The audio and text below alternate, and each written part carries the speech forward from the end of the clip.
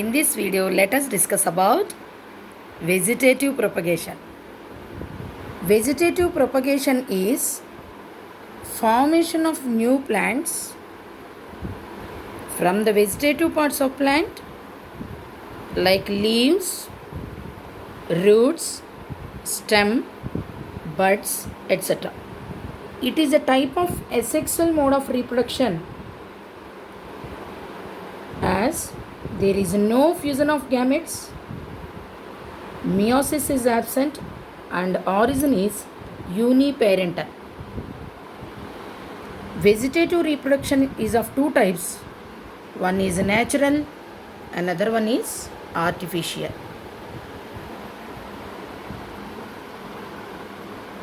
Both the techniques are used in propagation of ornamental, medicinal, and horticultural, agricultural, and other economically important plants.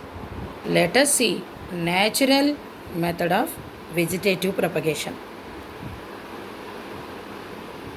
They are methods of plant multiplication with the help of vegetative parts that occur naturally in plants.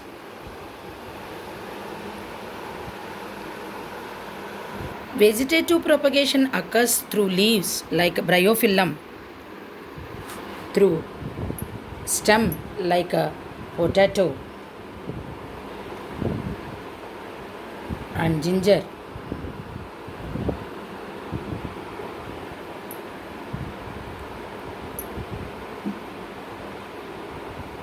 bulbs like onion.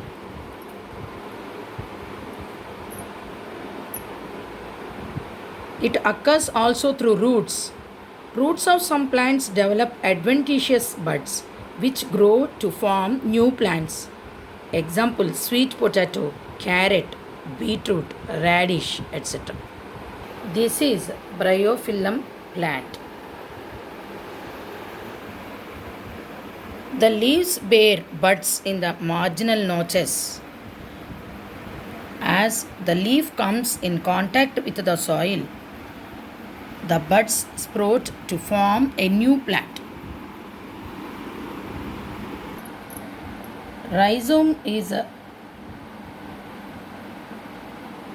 one of the example for vegetative propagation through natural manner. Good example for rhizome is ginger, turmeric. These are the underground modified stems. These grow under the ground horizontally and raise bud-like structures there. And when we sow them in soil, they give rise the plant like this. Ginger plant. Stem tuber. Example is a potato. It is the potato is modified underground stem.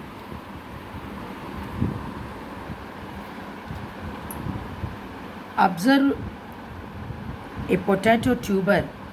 It has several depressions or notches called eyes. Use of magnifying glass shows that depressions containing buds like this. So here one potato bud we seen clearly. Cut the tuber into small pieces.